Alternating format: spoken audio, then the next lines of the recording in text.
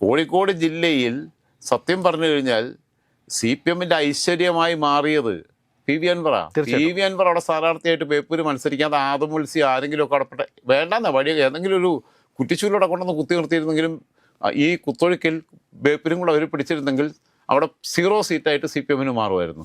Advocate ജയശങ്കറിനെ ഞാൻ ഇവിടുന്ന് ഒതായിൽ നിന്ന് ബക്കറ്റ് നിറയെ മനുഷ്യ വിസർജ്യവുമായിട്ട് പോയിട്ട് അഡ്വക്കേറ്റ് ജയശങ്കറിൻ്റെ മേത്തോട്ട് ഒഴിക്കുന്നു. ഇയാളല്ല തോട്ടിപ്പണിക്കാരനോ? ആലോചിച്ച് ചോദിക്കുക. മനുഷ്യൻ്റെ വിസർജ്യം കൊണ്ട് കാറിനകത്ത് അതും അതിൻ്റെ മണവും സഹിച്ച് ഇവിടെ നിന്ന് അവിടെ വരെ യാത്ര ചെയ്യാനുള്ള ഉളുപ്പെന്ന് പറഞ്ഞാൽ തന്നെ സാധാരണഗതിയിൽ ഒരു മനുഷ്യന് സഹിക്കാൻ വയ്യ. ബിനു ബി ജോണിനെ ഏഷ്യാനെറ്റിൻ്റെ സ്റ്റുഡിയോയിൽ കയറി അടിക്കും.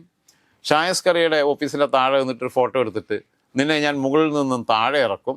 ആര് താഴെ ഇറങ്ങിയിപ്പം? ആരാ വീണ് കിടക്കുന്നത്? വീണിതല്ലോ കിടക്കുന്നു ധരണിയിൽ എന്ന് പറഞ്ഞിട്ട് കവിത എല്ലാം പറ്റുന്ന അവസ്ഥയിലേക്ക് അവരെല്ലാം കിടന്ന് അർമാദിക്കുക. വെള്ളാപ്പള്ളി നടേശനെ പോലെ ഒരു നിലവാരമില്ലാത്ത മനുഷ്യൻ സമീപകാല കേരളം കണ്ടിട്ടുണ്ടോ? ഒരുത്തരെ ഓടെ പോയി അവൻ മുസ്ലിം ആയതുകൊണ്ട് പൈസ കൊടുത്തുന്നു. ഇവിടെ അവൻ രക്ഷപ്പെടുത്താൻ നോക്കിയത് മുസ്ലിമാണോ ഹിന്ദുവാണോ നോക്കിയിട്ടല്ല. അന്ന് ഞാൻ പറഞ്ഞതാ ഈ തെമ്മാടിയുടെയൊക്കെ കാരണ കുത്തിക്ക് അടിച്ച് പ്രായം നോക്കരുത്, അടിച്ച് പല്ലു കൊടുക്കണം എന്നുള്ള അഭിപ്രായക്കാരനാണ് ഞാൻ. കള്ളാപ്പള്ളി നടേശൻ എന്ത് വൃത്തികേട കേരളം കണ്ടിട്ടുള്ള ഏറ്റവും വലിയ വൃത്തികെട്ട വർഗീയത പറഞ്ഞവൻ അവൻ. രാജൻഭായ് നമസ്കാരം. നമസ്കാരം. രാജൻഭായ്, ഈ വെള്ളാപ്പള്ളി നടേശനും PV അൻവറും ഈ കേരള രാഷ്ട്രീയ സാമുദായിക രംഗത്തെ 2 പ്രതിഭകളാണ്. അതായത് പ്രത്യേകതരം പ്രതിഭകളാണ്. അവരെക്കുറിച്ച് വളരെ വിശദമായിട്ട് ചർച്ച ചെയ്യേണ്ടതുണ്ട്.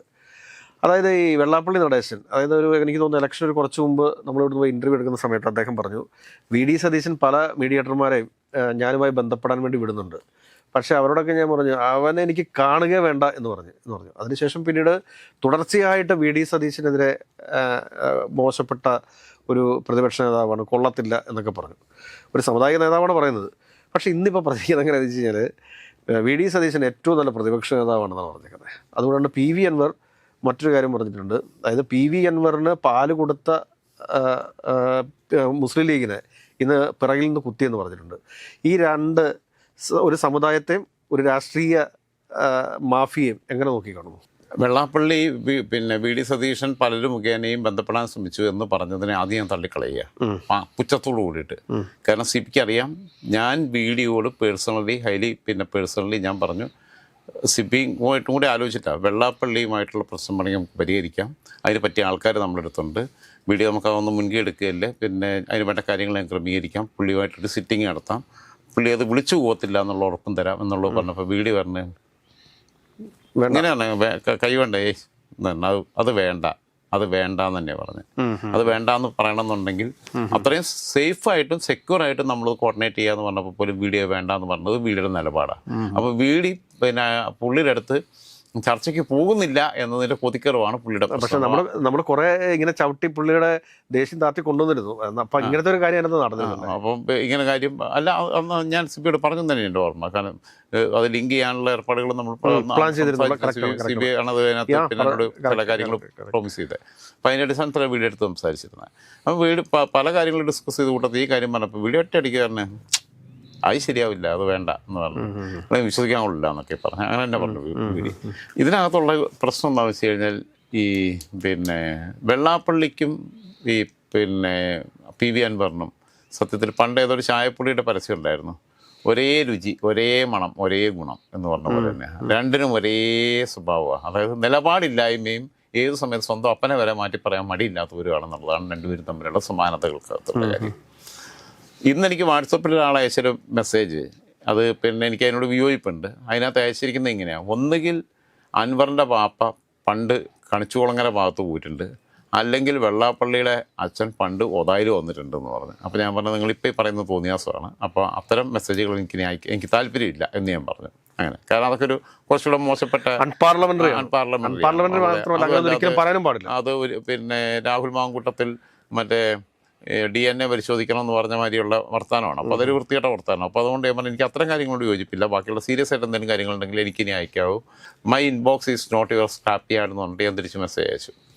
ഇതിനകത്തുള്ള പ്രശ്നം എന്താണെന്ന് വെച്ച് കഴിഞ്ഞാൽ ഇലക്ഷൻ്റെ ഞാൻ ബേപ്പൂരിൽ തോറ്റാൽ ഞാൻ തല മുട്ടയടിച്ച് കാതിൽ കമ്മലിട്ട് ഞാൻ ഏതോ സ്ഥലം തൊട്ട് ഏതോ സ്ഥലം വരെ നടക്കുമെന്ന് പറഞ്ഞു. ഞാൻ പറയുന്നത് മുട്ടയടിക്കുന്ന വലിയ കാര്യമൊന്നുമല്ല. അപ്പോൾ ഞാൻ ഇടയ്ക്കിടയ്ക്ക് എല്ലാ വർഷവും കോവിഡ് കാലഘട്ടം തൊട്ട് 2020 തൊട്ട് എല്ലാ വർഷവും ഞാൻ സ്ഥിരമായി മുട്ടയടിക്കുന്നുണ്ട്. വേനൽക്കാലത്ത് മുട്ടയടിക്കുന്നതിൻ്റെ സുഖം എന്താണെന്ന് അനുഭവിക്കും. എന്നാലും ജീവിതത്തിൽ ആദ്യം മുട്ടയടിക്കുന്നത് അങ്ങനെ. ആ കോവിഡ് കാലഘട്ടത്തിൽ മുട്ടയടിക്കൽ ഒരു സുഖമായിരുന്നു. അപ്പം മുട്ടയടിച്ച് കഴിഞ്ഞപ്പോൾ പിന്നെ എല്ലാ വർഷവും എൻ്റെ സുഖം അനുഭവിച്ചപ്പോൾ വേനൽക്കാലത്ത് സമ്മറിൻ്റെ പീക്കിൽ ഞാൻ മുട്ടയടിക്കും. കാരണം അതൊരു ഭയങ്കര എൻജോയ്മെൻറ്റ്, വളരെ റിലീഫാണ്. നമുക്ക് മുടി ചീകണ്ട, ചീപ്പെടുക്കണ്ട, ഒരു പരിപാടിയില്ല. പിന്നെ ഭയങ്കര സുഖമായിട്ട് പിന്നെ ഇനിയിപ്പോൾ നമ്മൾ ഒന്ന് വേർത്താൽ മുഖം മാത്രമല്ല തലയും കൂടെ കഴുകാം, ടൗല് കൊണ്ട് തന്നെ തുടയ്ക്കാം, ഒക്കെ സുഖമാണ്. അപ്പം പിന്നെ മുട്ടയടിക്കുന്നതിനകത്ത് സ്വാഭാവികതയൊന്നുമില്ല. കമ്പലും കൂടി ഇട്ട് നടക്കാവുന്നതാണ്.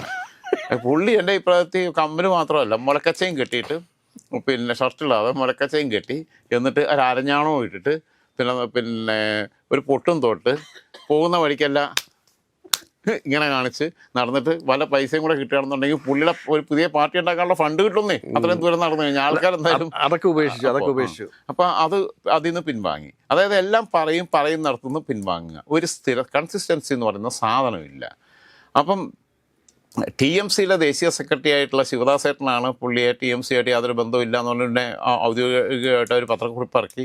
പുള്ളി പറഞ്ഞത് ഇങ്ങനെ ചികിത്സിക്കണം എന്ന് പറഞ്ഞത്. ഞാൻ ശിവദാസേട്ടനുമായിട്ട് ഏകദേശം 1.5 മണിക്കൂർ സംസാരിച്ച് അന്നത്തെ ദിവസം തന്നെ നമ്പർ എനിക്ക് വേറൊരാൾ തന്നു. പിന്നെ ഞാൻ പറഞ്ഞിട്ടാണ് വിളിക്കുന്നതെന്ന് പറഞ്ഞാൽ മതി, ഞാൻ രാജൻ വിളിക്കുന്നുള്ളൂ പറഞ്ഞിട്ടുണ്ടെന്ന് പറഞ്ഞു. എന്നോട് പുള്ളി പറഞ്ഞത് അതേ കാര്യം മാധ്യമങ്ങളോട് പറഞ്ഞത് തന്നെ, മാധ്യമങ്ങൾ കൊടുത്ത അഭിമുഖത്തിൽ പറഞ്ഞത് തന്നെ. പുള്ളി ചികിത്സിക്കണം, പുള്ളി അടിയന്തരമായിട്ട് നിങ്ങൾക്ക് സൗഹൃദം ഉണ്ടെങ്കിൽ ചികിത്സിക്കണം. ഞാൻ പറഞ്ഞു എന്നെ തന്നെ ചികിത്സിക്കാൻ എല്ലാവരും കൊണ്ട് നടക്കാൻ നിൽക്കുകയാണ്. അപ്പോൾ അതിനിടെ കൂടെ ഈ വട്ടുമൂത്ത് നടക്കുന്ന ഞാൻ പിന്നെ അരവട്ടനെ ചികിത്സിക്കാൻ കൊണ്ടുപോകണമെന്ന് പറയുന്നതിനകത്ത് എന്താ അർത്ഥമുള്ളതെന്ന് ചോദിച്ചിട്ട് ഞാൻ അങ്ങനെ തമാശയായിട്ട് പറഞ്ഞു. നല്ല മനുഷ്യനാട്ടോ ശിവദാസേട്ടോ, മലയാളിയാണ്. പേഴ്സണലായിട്ട് MLA ആയിരുന്നു മറ്റേ വെസ്റ്റ് ബംഗാളിൽ. അപ്പം പിന്നെ ഇതിൻ്റെ ഒരു പിന്നെ സ്വഭാവം എന്താണെന്ന് വെച്ച് കഴിഞ്ഞാൽ പുള്ളി പിന്നെ കമ്മലിട്ട് നടക്കുകയാണെന്നുണ്ടെങ്കിൽ കമ്മൽ എൻ്റെ വക ഞാൻ സ്പോൺസർ ചെയ്യും. പുള്ളി ഇപ്പോഴും പറഞ്ഞ വാക്കിൽ ഉറച്ചിരിക്കുകയാണെങ്കിൽ ജിമിക്കി കമ്മലാണെന്നുണ്ടെങ്കിൽ ചിന്താചോറം സ്പോൺസർ ചെയ്തോളും. ഞാൻ വേറെ എന്തെങ്കിലും കമ്മൽ മേടിച്ചു കൊടുത്തോളാം. പിന്നെ കാരണം ജിമിക്കി കമ്മലുമായിട്ട് ഏറ്റവും കൂടുതൽ ബന്ധം ചിന്താചോറം ഉള്ളത്. പിന്നെ പുള്ളി പറഞ്ഞു നിയമസഭയെ പറഞ്ഞത്, നിയമസഭയ്ക്കകത്ത് പരിരക്ഷയുണ്ട്, അവിടെ എന്തും പറയാം, അവിടെ തന്തയ്ക്ക് വിളിച്ചാലും പരിരക്ഷയുണ്ട്. അങ്ങനെയാണല്ലോ നമ്മുടെ ഭരണഘടനയുടെ ഏറ്റവും വലിയ വൃത്തികളെ ആലോചിച്ച് നോക്കണം. മുണ്ടുപൊക്കി കാണിച്ചാലും പരിരക്ഷയുണ്ട്, കമ്പ്യൂട്ടർ തല്ലിപ്പൊട്ടിച്ചാലും പരിരക്ഷയുണ്ട്. ഈ പരിരക്ഷ എന്ന് പറയുന്നത് ഈ സാധനം എടുത്തുകളാണ്. ബാക്കിയെടുത്തുള്ള നിയമം അതേപോലെ തന്നെ അവിടെയും ബാധകമാക്കണം. എന്തെങ്കിലും കാര്യങ്ങൾ ഇല്ലാത്തത് ആർക്കെങ്കിലും എതിരെ ഒരു ആരോപണമായിട്ട് ഉന്നയിച്ചു കഴിഞ്ഞാൽ സഭാ TVയിലൂടെ ജനം മുഴുവൻ കാണുക, പത്രത്തിലൂടെ വാർത്തയായിട്ട് വരിക. പിന്നെന്ത് പരിരക്ഷ? ഡിഫാമേഷൻ പോലും കൊടുക്കാൻ പറ്റാത്ത അവസ്ഥ.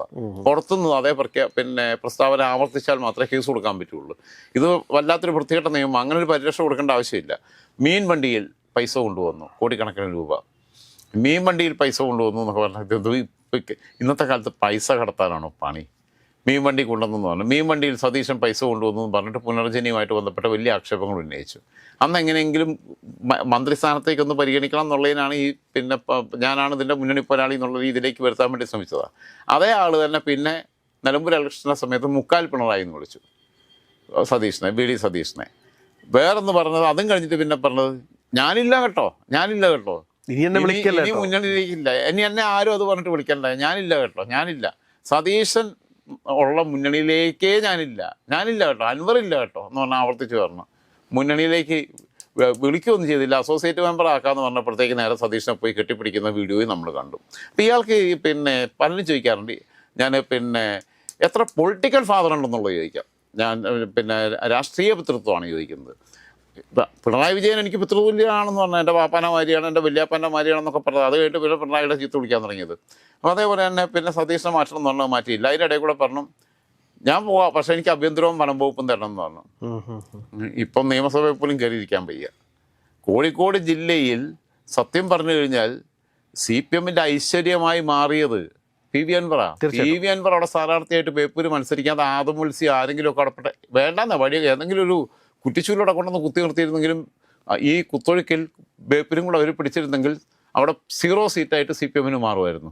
അവിടെ 0 രക്ഷപ്പെടുത്തിയെടുത്തത് PV അൻവർ സ്ഥാനാർത്ഥിയായതുകൊണ്ട് മാത്രമാണ്. ബേപ്പൂർ PV അൻവർ വന്ന് നിന്നുകൊണ്ട് അവർക്ക് മാനം രക്ഷിക്കാൻ പറ്റി. അല്ലാത്ത അവരുടെ കോട്ടകളെല്ലാം തകർന്നു പോയി. ആ രീതിയിൽ സത്യം പറഞ്ഞാൽ CPM PV അൻവറിനോട് നന്ദി പറയണം. സത്യത്തിൽ കോഴിക്കോട് ജില്ലയിൽ ഒരു സീറ്റെങ്കിലും ഞങ്ങൾക്ക് തരാനിടയാക്കിയ ശ്രീ PV അൻവറിന് നന്ദി എന്ന് പറഞ്ഞിട്ട് അവരൊരു ബോർഡ് വെക്കുക വേണ്ടിയതെന്നുള്ള അഭിപ്രായം എനിക്കുള്ളത്.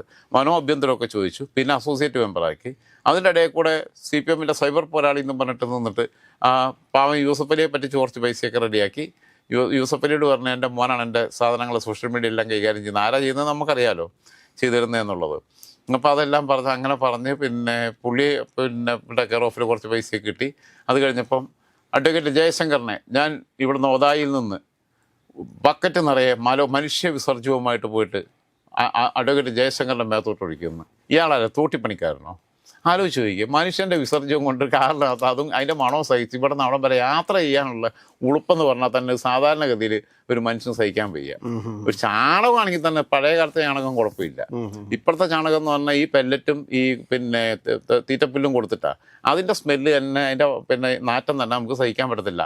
അത്രയും ദുർഗന്ധപൂരിതമായ ഒരു സാധനം പുള്ളിയുടെ നല്ല ഇന്നോവ വണ്ടിക്കകത്ത് വെച്ചിട്ട് ജയശങ്കർ വക്കീലിൻ്റെ മേത്തോട്ട് കയറ്റി ഓടിക്കുമെന്നൊക്കെ പറഞ്ഞ് വീരവാദം പറഞ്ഞ ആളാണ്. പിന്നെ വിനു വി ജോണിനെ ഏഷ്യാനെറ്റിൻ്റെ സ്റ്റുഡിയോയിൽ കയറി അടിക്കും. ഷായസ് കറിയുടെ ഓഫീസിലെ താഴെ നിന്നിട്ടൊരു ഫോട്ടോ എടുത്തിട്ട് നിന്നെ ഞാൻ മുകളിൽ നിന്നും താഴെ ഇറക്കും. ആര് താഴെ ഇറങ്ങിയിപ്പം? ആരാ വീണ് കിടക്കുന്നത്? വീണിതല്ലോ കിടക്കുന്നു ധരണിയിൽ എന്ന് പറഞ്ഞിട്ട് കവിത എല്ലാം പറ്റുന്ന അവസ്ഥയിലേക്ക് അവരെല്ലാം കിടന്ന് അർമാദിക്കുക. ഒരു കാര്യം പറയുമ്പോൾ അതിനകത്ത് ഒരു കൃത്യത വരുത്തണം, വ്യക്തത വരുത്തണം എന്നുള്ളതാണ്. ആ കാര്യത്തിൽ അദ്ദേഹത്തിന് പിന്നെ വലിയ കുഴപ്പം പറ്റിയിട്ടുണ്ട്. DMK-യിൽ ചേരാൻ പോയി.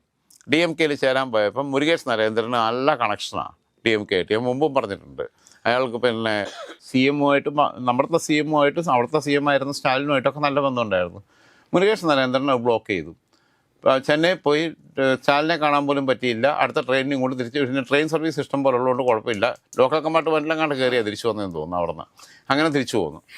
അത് കഴിഞ്ഞിട്ടാണ് ഇപ്പോൾ ഇതിലോട്ട് കയറാൻ പോയേക്കുന്നത്. ഇനിയിപ്പോൾ TV-ക്ക് കയറാൻ പോകുമെന്നുള്ളത് അറിയത്തില്ല. അവിടെ കയറത്തില്ല, വിജയിൻ്റെ അടുത്ത് അവിടെ കയറത്തില്ല, അവിടെയൊക്കെ വേറെ റിസർവ്ഡ് ആയി കഴിഞ്ഞു. ഓക്കെ, ഇനിയിപ്പോൾ ഏതിലാണ് ചേരാൻ പറ്റുന്നതെന്നുള്ളത്. ഏറ്റവും അവസാനം ഇന്നുണ്ട് മുസ്ലിം ലീഗിനെതിരെ പറഞ്ഞിട്ടുണ്ട്.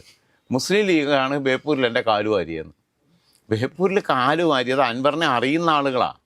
അൻവറുമായി അടുപ്പമുള്ള കുറച്ച് കാലം സംസാരിച്ച് കുറച്ച് കാലം ഇടപെട്ട് കഴിഞ്ഞ് കഴിഞ്ഞാൽ അവർ അൻവറുമായിട്ട് അകലുക. ഈ പറയുന്ന CG ഉണ്ണി ഉൾപ്പെടെയുള്ള ഓരോ ആളുകളും പിന്നെ അൻവറിൻ്റെ അടുപ്പക്കാരായിരുന്ന ആൾക്കാർ അൻവറിൻ്റെ അടുത്ത് അകന്നു പോയത്. അൻവറിൻ്റെ ഏറ്റവും വലിയ പ്രഖ്യാപിത ശത്രുവായിരുന്ന ആര്യാടൻ ഷൗക്കത്തിന് കേരളത്തിലെ കോൺഗ്രസ് MLA-മാരിൽ ഏറ്റവും ഉയർന്ന ഭൂരിപക്ഷവും കിട്ടി. അതാലോചിച്ച് നോക്കണം. കുടുംബപരമായി ബദ്ധവൈരികളായിരുന്നു.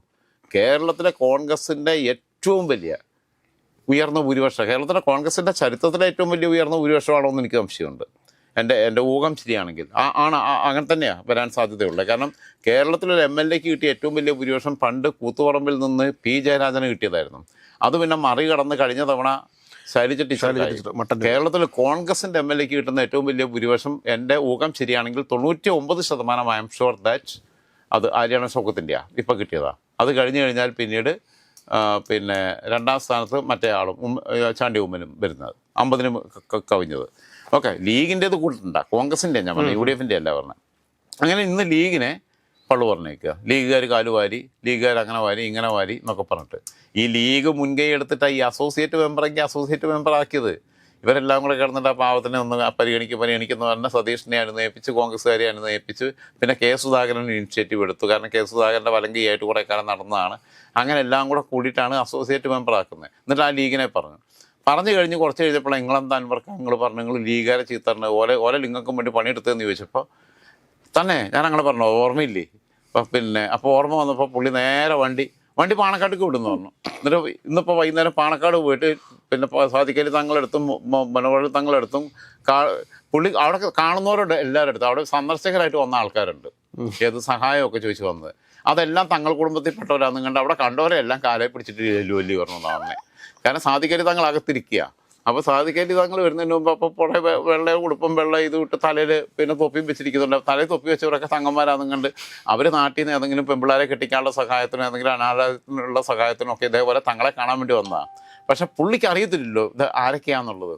ഇനി ഞാൻ ആരെയും ബഹുമാനിച്ചില്ല എന്നുള്ള കുഴപ്പം വേണ്ട, അതിൻ്റെ പേരിൽ എന്നെ പുറത്താക്കരുതെന്ന് എഴുതിയിട്ട് കാണുന്നവരെല്ലാം കലുമ പിടിച്ചിട്ട് ലേലു അല്ലി നമ്മൾ മനസ്സറിഞ്ഞ് പറഞ്ഞാൽ അല്ല ഞങ്ങൾ പുറത്ത് തരണം എന്നൊക്കെ പറഞ്ഞാൽ എല്ലാവരുടെ അടുത്തും മാപ്പ് ചോദിച്ചെന്നാണ് കറഞ്ഞു കേൾക്കുന്നത്.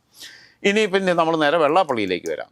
PV അൻവറിൻ്റെ തൽക്കാലം അവിടെ PV അൻവർ മതത്തിൻ്റെ താൽക്കാലിക വിരാമം ഇട്ടുകൊണ്ട് അതിലേക്ക് വീണ്ടും തിരിച്ചു വരാം. വെള്ളാപ്പള്ളി നടേശനെ പോലെ ഒരു നിലവാരമില്ലാത്ത മനുഷ്യൻ സമീപകാല കേരളം കണ്ടിട്ടുണ്ടോ? ആലോചിച്ച് ചോദിക്കേ. ഇയാൾ പിന്നെ ഇപ്പോൾ പിണറായി വിജയൻ എന്ന് പറഞ്ഞിട്ട് മൈക്രോ ഫിനാൻസും ബാക്കിയുള്ള പ്രശ്നങ്ങളും ഒക്കെ കൂടെ കേട്ടിട്ടാണ് ഇയാൾ പിന്നെ ഭക്തിയും പറഞ്ഞുകൊണ്ടിരിക്കുന്നു. അതിനിടയിൽ കൂടെ അപ്പുറത്ത് BJP-ക്കാരുടെ നിന്ന് ഒരു പത്മ പുരസ്കാരം കിട്ടിയപ്പോഴത്തേക്ക് പിന്നെ സുകുമാരൻ നായരെ ഒരു ചവിട്ടി അതുവരെ സുകുമാരൻ നായരെ കൂടെ കൊണ്ടു കിടന്നു.